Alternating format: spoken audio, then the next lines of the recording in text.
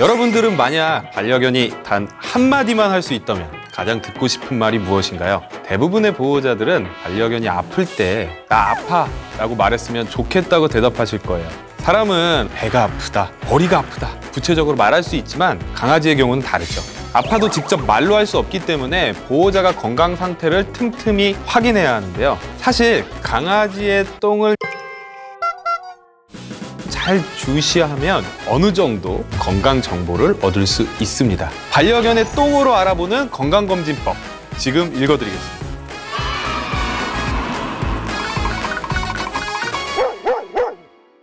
안녕하세요, 수의사 설채연입니다.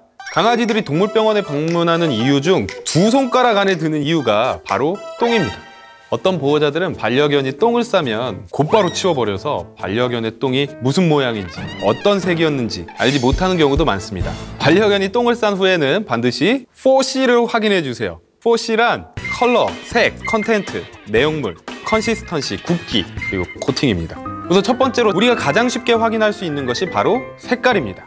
강아지의 변에 이상한 점을 알고 싶다면 정상변의 색깔부터 알아야겠죠? 강아지의 정상 똥의 색깔은 갈색입니다.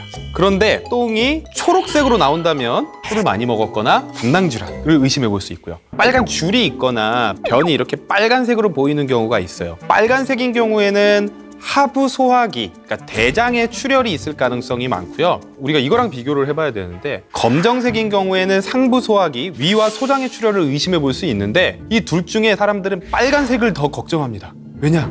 우리는 피에 대해서 되게 무섭게 생각하거든요. 하지만 위나 소장에서 출혈이 일어나면 이 빨간색 피가 소장에서 소화가 돼버립니다.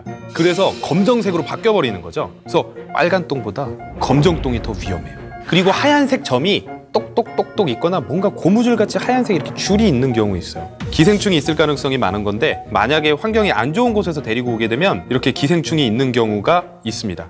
그리고 하얀색 이렇게 백변이 있는 경우가 있는데 백변 같은 경우에는 뼈 많이 먹였을 때예요. 저는 수의사로서 그냥 모든 종류의 뼈는 익혔든 익히지 않았든 뼈 주는 걸 추천하지 않아요. 근데 그 중에 하나가 이건데 뼈를 너무 많이 먹게 되면 이 칼슘 때문에 똥이 하얘지고 딱딱해집니다. 그래서 실제로 이것 때문에 변비가 걸리거나 장폐색이 일어나는 경우가 있어요. 그래서 이건 조심하셔야 되고요. 뼈를 많이 먹은 거 이외에 나타날 수 있는 백변의 이유에는 췌장 쪽 문제 아니면 담낭 쪽에 문제가 있을 때 하얀색 똥이 나올 수 있습니다. 만약 우리 강아지가 황금똥을 누웠다, 이건 건강이 좋다는 의미일까요? 반려견의 똥 색깔이 아주 노랗다, 황금똥이 나왔다면 이건 간에 문제가 있을 수 있는 겁니다. 게다가 반려견이 나이가 많다면 황달을 확인하려면 개의 눈꺼풀을 이렇게 올려서 눈의 흰자 색깔을 확인해 주세요.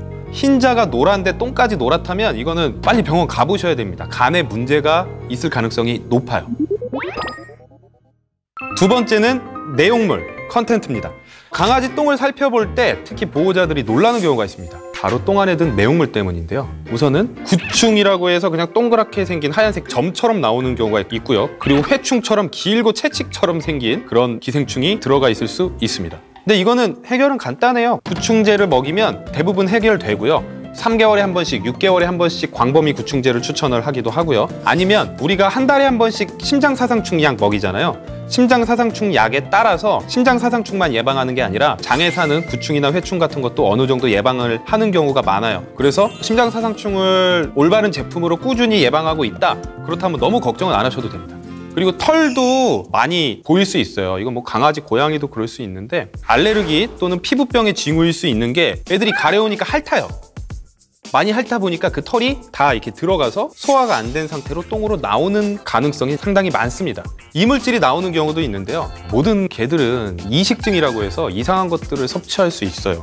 특히 이 이식증을 많이 보이는 견종이 리트리버 친구들이 아무거나 막 입에 넣는 경우가 많은데 뭐 플라스틱, 돌, 우리 집안에 있는 뭐 비닐 이런 것들이 나오는 경우에는 중요한 게 있습니다. 병원 가서 엑스레이라도 한번 찍어 보셔야 돼요. 왜냐면 얘가 먹은 것 중에 이게 다 나온 게 아닐 수 있어요. 그리고 그것들이 장이나 위에 딱 껴서 되게 상당히 큰 문제점들을 유발할 수 있기 때문에 병원에서 자세히 확인하는 게 중요합니다. 세 번째는 코팅. 만약 반려견의 변을 치우다가 투명하고 찐득찐득한 젤리 같은 덩어리들이 같이 보인다면 뭐 우리가 젤리똥, 투명똥이라고 하는데 이게 강아지의 점액변입니다. 점액변. 점액변의 원인은 장의 점액으로 분비성 대장염이 원인입니다. 이게 증상이 뚜렷하게 나타나지 않아서 대부분 그냥 모르고 지나가거나 대수롭지 않게 넘기기도 하는데요. 갑자기 사료를 바꾼 경우나 세균 감염, 림프종이나 선종, 뭐 이런 암, 아니면 소화흡수 불량 등으로 만성적으로 그리고 비전염적인 것에 의해 나타나기도 합니다. 정상 상태에서도 일시적으로 점액이 섞인 변이 나타날 수 있기 때문에 식욕이나 활력의 저하, 구토의 동반 여부 등 다른 컨디션도 함께 살펴보는 것이 좋습니다. 네 번째는 굵기, 컨시스턴시입니다. 반려견의 변을 휴지로 집어들었을 때 바닥에 흔적이 거의 남지 않고 약간 말랑하지만 단단하면서 색깔이 갈색을 띠면 건강에 큰 문제가 없다고 판단할 수 있습니다. 모양 자체가 없는 그런 똥들, 이거 심한 설사. 약간 모양은 있는데 그래도 무르다. 막 이렇게 손으로 집었을 때 이렇게 막 뭉그러지는. 조금 더 이제 딱딱해지면 들었을 때 이제 바닥에 좀 많이 묻는 거. 오히려 이제 굵기가 너무 강해지는 경우 변비의 원인이 될 수 있는 그런 똥들은 이제 염소똥 같이 되고 딱딱하죠. 그렇다면 강아지의 변이 딱딱한 이유는 무엇일까요? 스트레스로 인해서 좀 변이 딱딱해질 수도 있고요. 아니면 뼈 같은 칼슘 섭취가 너무 많았을 때 딱딱해질 수 있고요. 수분 섭취가 너무 적을 때, 아니면 이제 좀 나이가 들었을 때도 그러는 경우들이 있습니다. 하지만 하루에 1, 2회 정도 배변을 하던 강아지가 이틀 이상 변을 보지 않는다면 변비를 의심할 필요가 있습니다. 변비가 있는 강아지들은 자꾸 자세만 잡거나 빙빙 도는데 변을 못 봐요. 그리고 배에 가스가 차니까 배가 빵빵해지고 더부룩해지겠죠. 그럼 식욕이 떨어지기도 합니다. 이런 상황에서 식욕은 떨어지고 배에 가스는 차니까 구토 증상이 나타나기도 하고요. 변을 볼 때 소리를 꽥꽥 지르는 경우도 있어요. 전 많이 봤어요. 강아지가 변비에 걸리는 원인은 운동 부족, 그리고 음식 섭취, 그리고 탈수, 장염 등 다양한데요. 물 섭취량이 부족하면 변비에 쉽게 걸립니다. 반려견이 충분히 물을 섭취할 수 있도록 도와줘야 돼요. 그렇다면 반려견의 변비 예방을 위해 하루에 물을 얼마나 마시는 게 좋을까요? 우선 강아지가 물을 충분히 마시고 있는지 매일 물그릇을 확인해 주시는 게 좋습니다. 미국 국립연구회의 내셔널 리서치 카운실에서 출간한 개와 고양이 영양학 연구자료, 여기서 보면 1일 권장 열량과 수분 섭취량을 1대1의 비율로 권고합니다. 그러니까 하루 정상 수분 섭취량은 20에서 70ml per kg per day예요. 그러니까 하루에 킬로그램당 20에서 70ml라고 보시면 됩니다. 우선 강아지가 스스로 음수량을 채울 수 있도록 습식 사료가 건사료보다 더 좋아요. 대신에 단점이 우선 비싸고요. 이빨 잘 닦아줘야 돼. 치석이 더 쌓이기 좋아요. 근데 이제 음수량을 채우는 데는 훨씬 습식 사료가 좋겠죠? 그리고 물을 자주 갈아서 신선한 물을 주는 거. 물맛을 느끼는 사람보다 좀 더 특수한 기관이 있어서 물맛에 까다로운 애들이 있습니다. 그리고 맛있는 향 나는 걸 조금 섞어주는 방법이 있어요. 이온 음료와 물을 5대5로 섞어서 주는 것도 도움이 됩니다. 아시잖아요, 우리 이온 음료들 이렇게 달달하고 그러면 강아지들이 더 좋아하고 확실히 더 흡수도 잘 돼서 탈수를 조금은 보완할 수 있어요. 먹어도 돼요. 단 이온 음료 선택할 때 뒤에 한번 봐서 자일리톨 성분이 들어있는 건지 한번 보세요. 자일리톨은 개들에게 안 좋습니다. 먹으면 안 되는 음식이에요. 단 이거 계속 주면 살찔 수 있어요. 꼭 필요한 경우에만 주시는 걸 추천드립니다. 물에 얼음 띄워주는 것도 상당히 좋아하는 아이들이 있습니다. 재밌기도 하고 더 시원해지니까요. 그리고 정수기 사용. 근데 왜 정수기가 좋을까요? 고인물보다 흐르는 물이 산소 포화도도 높아지고 더 시원하고 신선해요. 근데 정수기가 조금 까다로운 건 필터 청소가 또 좀 귀찮은 경우가 많아서 오히려 더 잘 관리해 주셔야 돼요.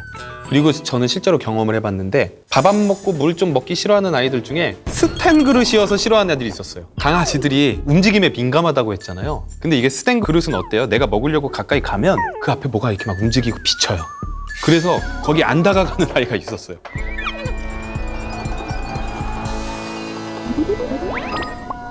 이것과 반대로 동물병원을 찾는 가장 많은 케이스가 피부병 아니면 설사입니다. 이 면역력이 약하고 탈수에도 훨씬 더 취약한 어린 강아지들은 이 목숨의 위협을 받을 수도 있으니 강아지가 설사를 한다면 원인을 잘 생각해보고 대처해야 되는데요. 강아지가 설사를 하는 가장 큰 원인은 삼투압성 설사입니다. 과식으로 인한 설사인데 삼투압성 설사가 뭐냐면 보통 우리 삼투압이라고 하는 게 그 안에 있는 이온에 따라서 그 농도의 평형을 유지하려고 하는데 장에서 처리할 수 있는 한도 이상의 음식물이 장내로 들어갔을 때 원래 우리 몸이 장의 수분을 빨아들여야 되는데 근데 뭔가를 너무 많이 먹어서 거기에 삼투압이 높아져 버리면 물을 끌어들이지 못하고 오히려 내 몸에 물을 가져갑니다. 그래서 설사를 유발시키는 거죠. 설사가 위험한 이유는 설사 그 자체가 아니라 탈수예요, 탈수. 그래서 탈수가 일어나지 않도록 계속 주의 깊게 확인을 해봐야 되는데 만약에 어린 강아지, 특히 한 5, 6개월 이전에 아직 접종도 끝나지 않은 아이들이 설사를 하면 이건 기다리지 마세요. 바로 병원 가세요. 노견이 설사를 하는 경우에 안전하게 바로 병원 가시는 걸 추천합니다. 우리가 별로 신경 안 쓰던 강아지들의 분변만 유심히 좀 관찰을 해도 우리 아이들의 건강 상태를 조금 더 미리 어느 정도는 알 수가 있습니다. 이런 건강한 분변을 만들기 위해서는 간단해요. 좋은 음식을 주고 충분한 운동과 스트레스를 받지 않는 환경을 만들어준다면 건강한 똥을 쌀 거고 우리가 볼 때마다 아, 우리 아이는 참 건강하구나 라고 확인하실 수 있을 겁니다.